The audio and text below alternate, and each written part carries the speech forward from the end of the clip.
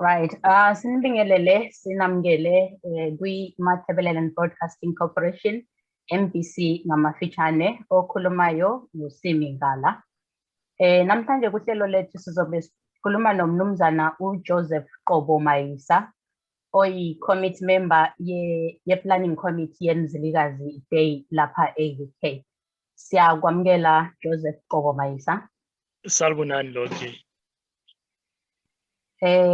Sicela ukuthi uqale ngokuzazisa kubalandeli be-MBC nababukeli nabalaleli bonke abalalele kulolu hlelo ukuthi wena ngubani nokuthi isihlalo sakho kuMzilikazi Day celebrations. Ngiyabonga. Igama nguJoseph Qobo Mayisa. uMayisa umbhokazi lwasolwandle. Ulwandle aluwelwa inkonjane eziphepha emafini. Undlanga amandla kwasomandleni, unkesi utshani basezansi obulamandololwane lamanqumane. Yimi ke lo besingaqhubeka siya phambili kodwa hayi mhlawumbe isikhathi ngeke sivume. Ngihlala lapha e-UK ngililunga lesizwe samaNdebele esilapha United Kingdom. Nabahleli bohlelo lomgubho wenkosi uMzilikazi, iMzilikazi Day UK. Ngiyi-committee member kulelo hlelo. Right. Njenge-committee member kulolo hlelo, sizacela ukwazi kokuqala ukuthi iyini iMzilikazi Day.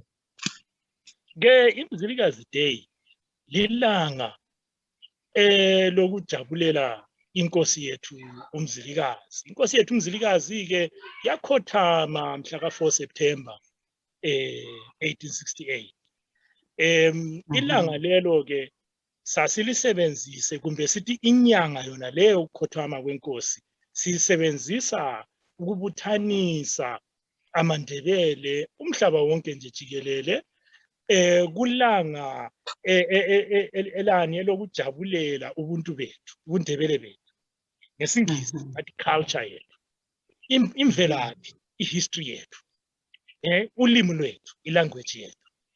Ngakho ke siyabe sijabula singabantu, kuhlatshelelwa, kuqoqwa, kukhulunywe ngembali yethu amaNdebele, kukhulume ngamasiko nemikhuba yethu. Noma silapha eBritain sisezweni lemzini kodwa silokhu singamaNdebele. Sasithanda ukukhuthazana ukuthi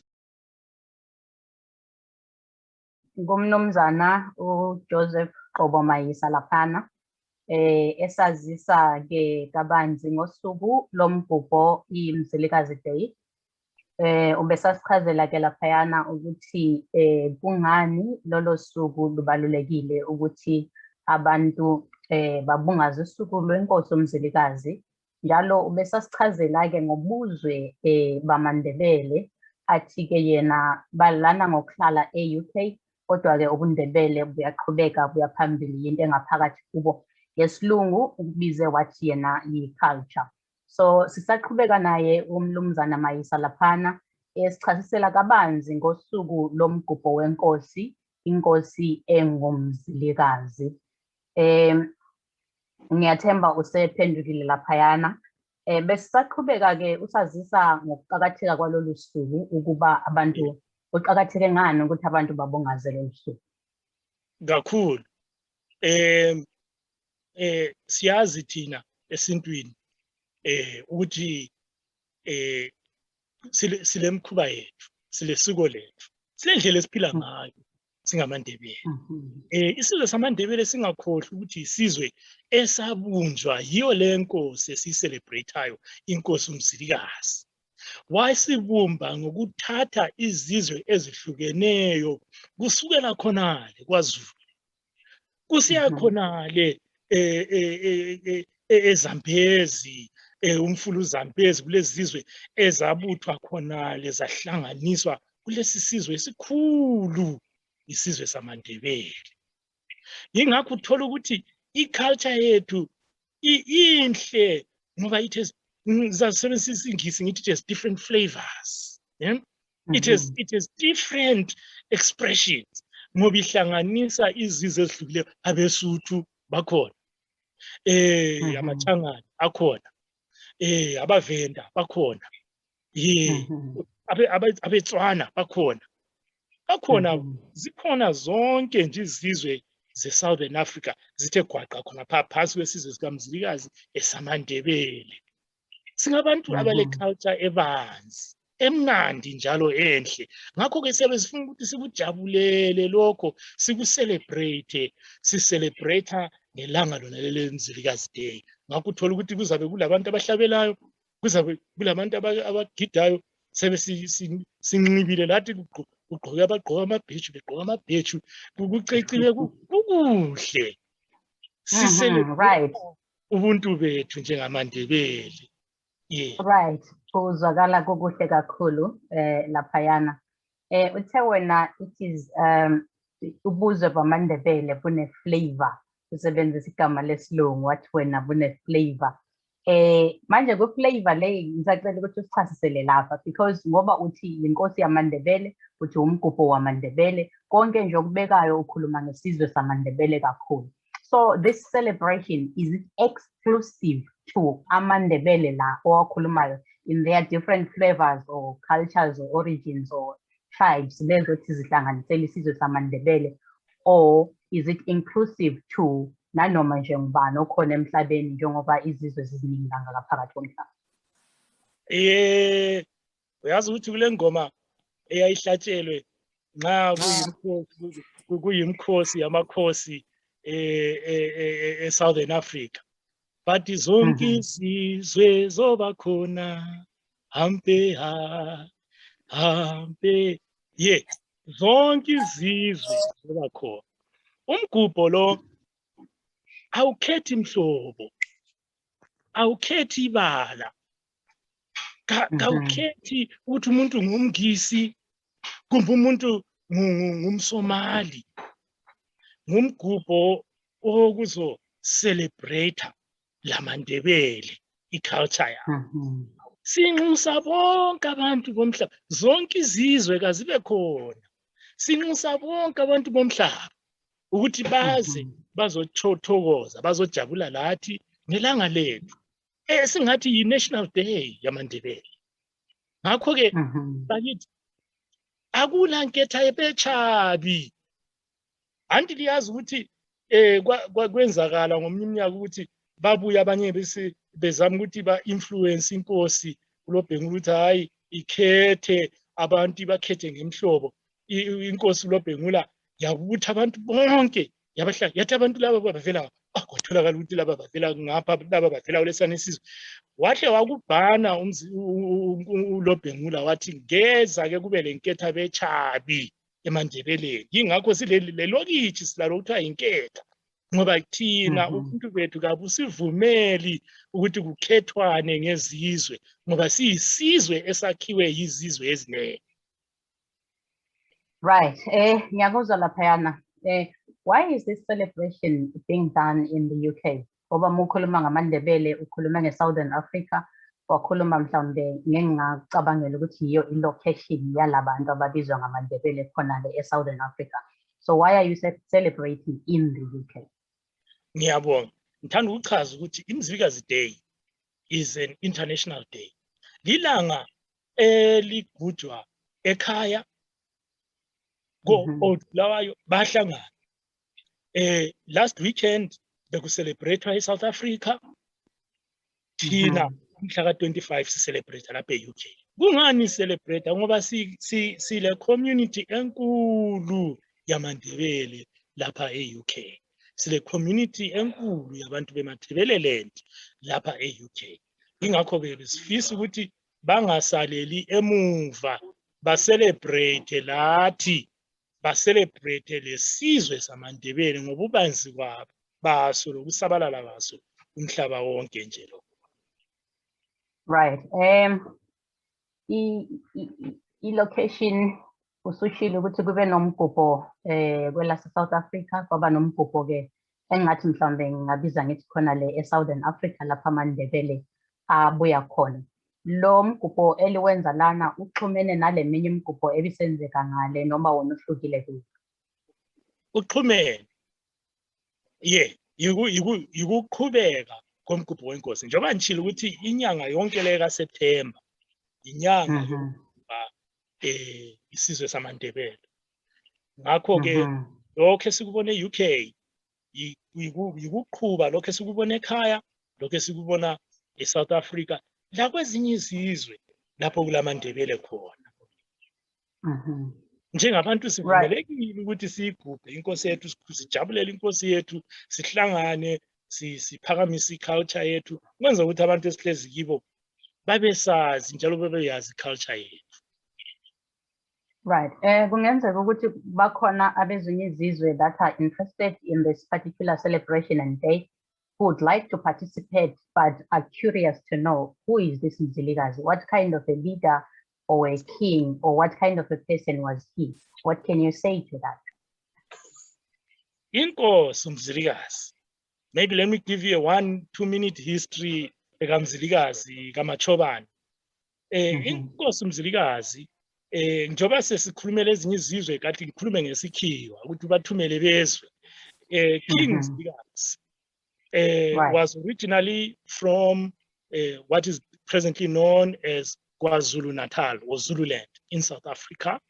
He served in the kingdom with Chaga or under Chaga, and then he broke away to create his own kingdom. He first settled in the Transvaal, where you have your Johannesburg, Pretoria, cities of South Africa. He stayed there for many years, and he built his kingdom there for quite a long time before he moved as king.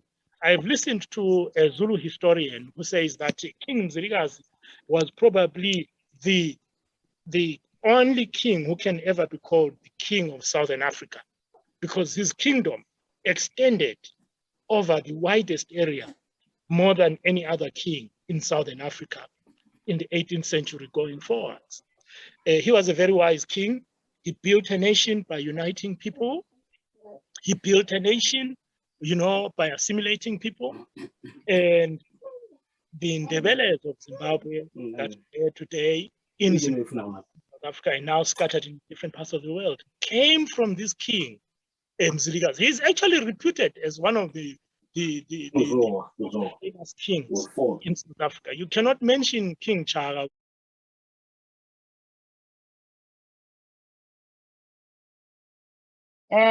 Umzwakala uMzilikazi ebeyinkosi ebaluleke kakhulu njalo ebisenza imisebenzi emkhulu kakhulu.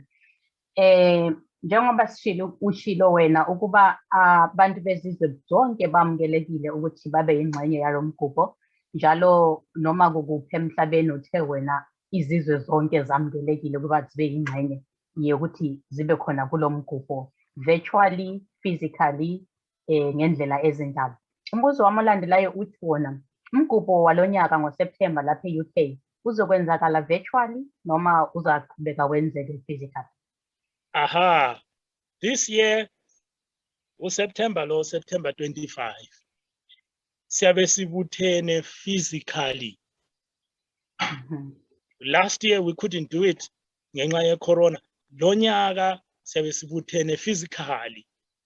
Endaweni okuthiwa Wheaton Aston. eStaffordshire ngaphandle nje kweWolverhampton City. Siyabe sibuthene physically. Kuzabe kulemidlalo ethize. Angithi ilanga lokujabula phela. Kuzaba lemidlalo ethize, kuzaba lemidlalo yebhora. Already 6 teams have said they will be attending in a tournament, King Mzilikazi Shield. Kuzabe kule facilities zabantwana. Ukuthi abantwana labo badlale ngapha befunda ngesiko labo. Ngapha befunda uNdebele. Kuzabe kulokudla ke lapho Mzilikazi. Kuhlatshwe inkomo. Ngikhuluma kwamampela. Kuhlatshwe inkomo. Kuyinyama kuyabe kukonyama kayipheli kuphela amazinyo endoda. Kuzobe kuphekwe umhlobo wonke wokudla esikudlayo kwesintu. Abathanda umngqushu yabukhona. abathanda ezangaphakathi ziyabe zikhona, abathanda amangqina bekhona, konke nje ukudla esijayele ukudla kuyabe kukhona. Ngakho-ke hawu kuzabe kulilanga elimangalisayo, ilanga elihle, sizabe sihlabelela, sizabe sigiya, sizabe sifunda ngesiko langembali yethu, sisidla kube kuhle, kube njana ngani kuthiwa ngempela la inkosi uMzilikazi khona. Right. Usuke waphendula umbuzo wami wokulandela obuza ukuthi what should people expect on this day? So njengoba usuphendulile umbuzo wami olandelayo uza kuthi wona, why did you choose the current location in the UK? Because the UK is huge. Why did you choose this particular location? Awu ngiyabonga. Sasithande thina ukuthi iMzilikazi Day ibe sendaweni ezihlukeneyo. Yathi qala ngo-2008 lapha e-UK, yaba seLondon. Yasuka yaye Leicester. Liyakhumbula ngolwani umnyaka bese Southampton. Lo nyaka sila eStafford, Wheaton Aston. Ngokuyivillage nje okuncane okuhle, okuthuleyo, okulabantu abalomusa, abajabule kakhulu ukuthi basamukele ukuthi sizokwenza umgubho wethu lapho, abasivumelayo ukuthi siwose, sigiye, sithini without restrictions. Ngakho sikhethile leyo venue ngoba i-community ngokwayo isivumele ukuthi wozani lapha, lenze santando, lenze umkhuba wenu. Basibuza ukuthi sinxusiwe na, sathi ye, angithi yini elebe lisiphethe lapha esigabeni, lani linxusiwe, wozani lonke. Ngakho-ke siyabe sihlangene Wheaton Aston eStafford. Kuseduze nje nxa uphuma ku-motorway ku-M6, it's about just 10-minute drive uyabe usufikile off i-junction yakhona ku-motorway. So kayisiyo ndawo ekude elahlayo. Ngabona abaningi abadriver bayafika lula, lezi timela ziyafika, lamabhasi ayafika. Right. Kuzoba kumgubho wosuku olulodwa noma kuzoba umgubho ozokweqela kusuku olulandelayo? Hayi-ke lusuku olulodwa.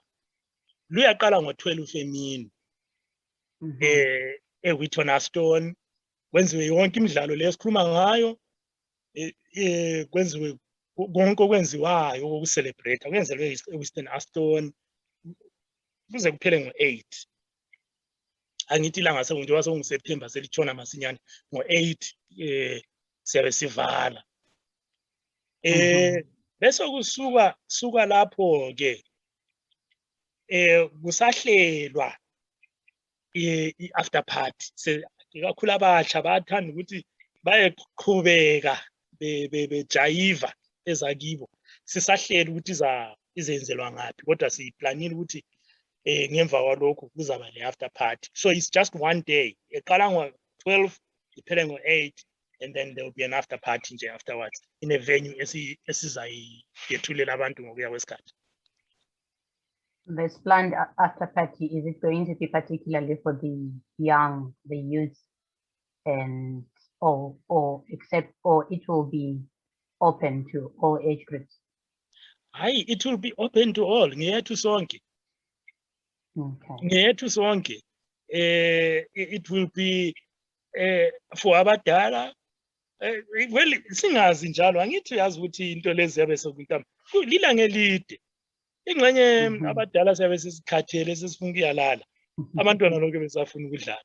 Ngakho-ke wonke umuntu ukhululekile ukuthi abafuna ukuchitheka bachitheke, abafuna ukuqhubeka baye lapho ku-after party bazoqhubeka baye ku-after party.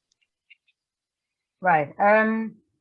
Kuna generation, let me call it a generation. Kuna generation endala eyabantu abazelwe bakhula eSouthern Africa base beqhubeka bephumela kwamanye amazwe njengoba abantu sebekuma UK bekuphi ezindaweni ezihlukeneyo zomhlaba. Kodwa kuna generation of abantu abazelwe sebe lapha e-UK noma kwezinye izindawo ezingasi UK, but outside Southern Africa or outside Africa. What do you have for these people, for them to have a relationship, to associate themselves with this king King Mzilikazi or with this particular day, the Mzilikazi Day celebrations? What I can tell you, about 20 years ago, nangi youth worker Birmingham la. Ngisebenza labantwana from the inner city youth, inner city areas. Kwakunzima ke ngaleso sikhathi eBirmingham ngoba izibhamu zazikhala anytime kube nzima lapha manje. Abantu labana babengahloniphi. Anti yazi abantwana balapha ukuthi inhlonipho kayifani naye ekhaya. Kodwa ngithe ngokuzethula kubo komunye umhlangano ngasukuma ngathi hayi mina kumbe kalingazi nginguzibani banyana mina ngivele eAfrika ilindebele ngikhulele eZimbabwe ngumuntu waseAfrika. Uyakwazi ukuthi kusukela lapho baqalisa ukungihlonipha. Kungani bangihlonipha? Bangihlonipha ngoba ngiyazazi ukuthi ngingubani. So it's important for our children who are born in the diaspora to know who they are. Even ufila iform lapha eBritain nxa ufila iform whether ngelo msebenzi kumbe ngelani kule category where they ask you ethnicity, black, black British, black British African, black British Caribbean. It tells you what these people want to know. Who are you? Where are you from? Ngakho ke abantu bethu akumelanga bakulahle khona ukuthi bazi ukuthi bangamandebele, bazi ukuthi bangabantwana base-Afrika, iAfrika inhle, abantu beAfrika bahle, bahlakaniphile bezinto ezimangalisayo. Kufanele bazigqaje ngobu-African babo, ngobuntu babo. Ngakho these are the things which we are trying to promote. Hence, we are creating these spaces for young people to also participate in Mzilikazi Day. From abantwana to our teenagers, to the young adults. Labo bazizwe beyamukelekile, bazizwe beyingxenye yomgubho weMzilikazi Day. Right. What kind of football teams will be playing in the tournament of this day? Kwezenguqu ke. These are social teams. Hayi asilama professional lapho hayi. It's social teams. Ngomayisa labo sowabo labantu ababo babe bedlala bonke khonapho. It's social teams. The teams sesizwile ukuthi ziyabuya zivele eSouthampton, zizabuya zivele eSheffield, zizabuya eBirmingham. Lathi nje besifuna uqoqe yethu nje abadala labana abake antu yazi kuthiwa lezake zadla ubhedo. UMajayivana wahlabela wathi ngake ngashayina kuleli lizwe. Bakhona phela ababelazi ibhola ngalezana nsuku. Kodwa ungani mhlambe hayi khathesi umoya uyavuma kodwa umzimba uyala. Hayi labo sifuna ubaqoqela i-team yabo eza challenge laba abanye. Kodwa sazi ukuthi ama-outcomes azaba njani. Ngakho ke it's a social day.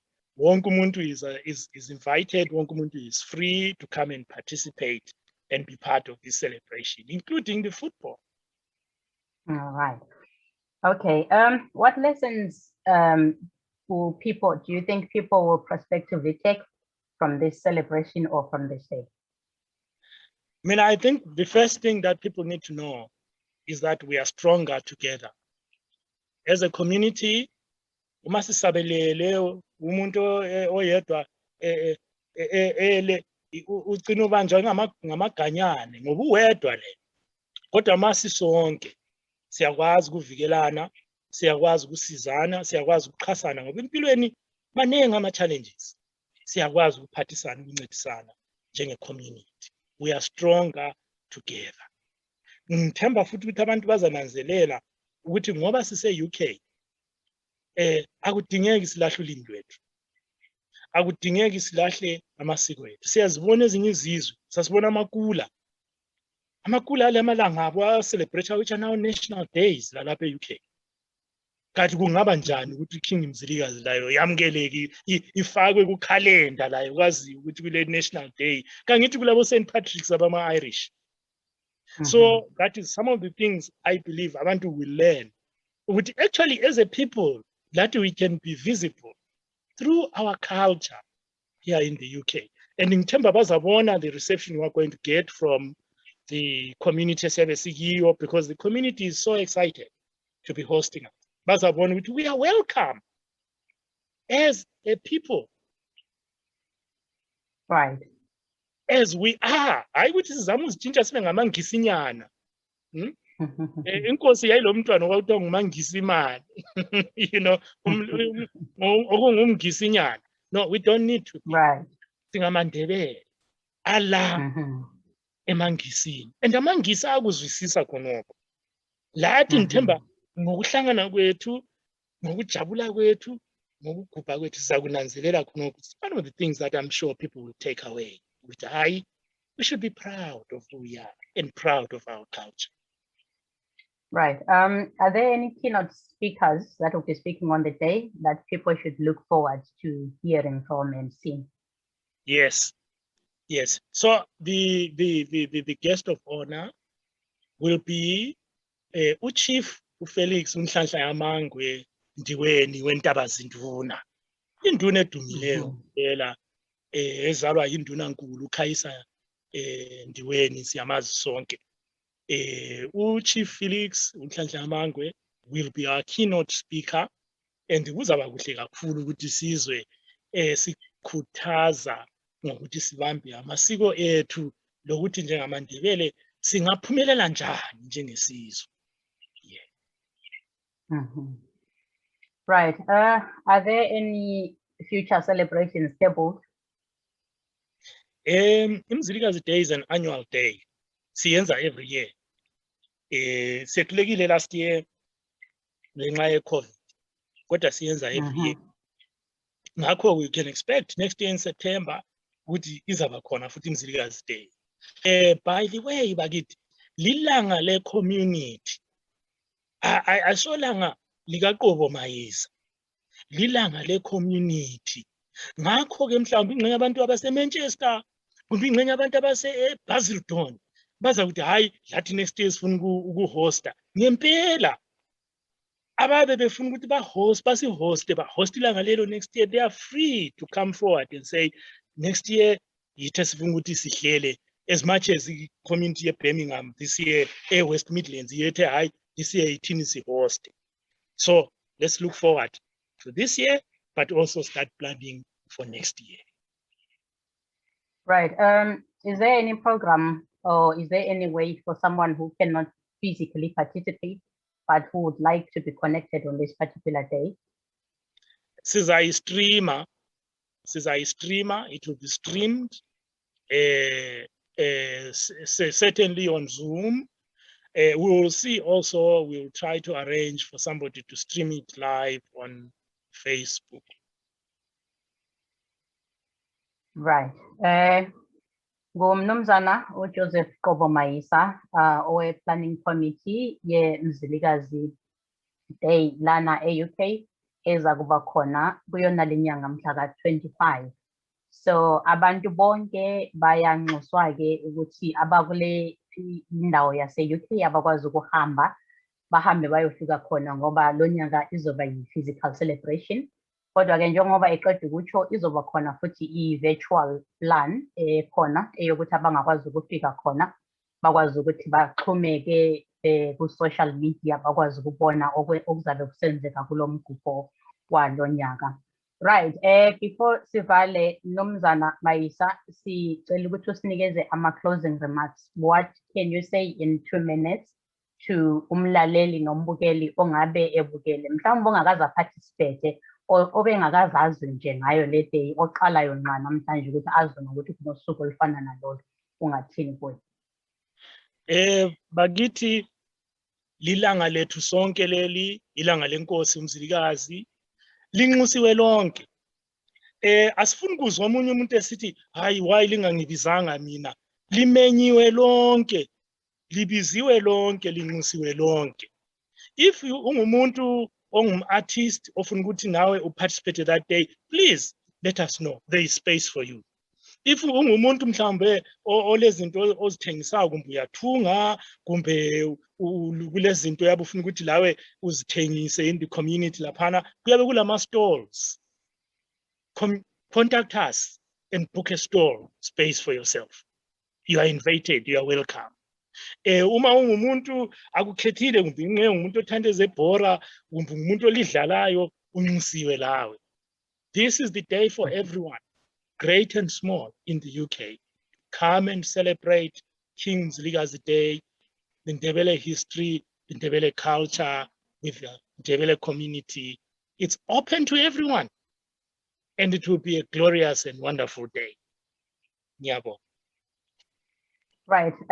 Thank you so much. Ngumnumzana uJoseph Qobo Mayisa laphayana. Esithi yena Mzilikazi Day is a community day. It is a day for everyone, great and small. Come and join in. Umuno gokwenza office ukuthi nawe uparticipate ngakho neyanxuswa ke.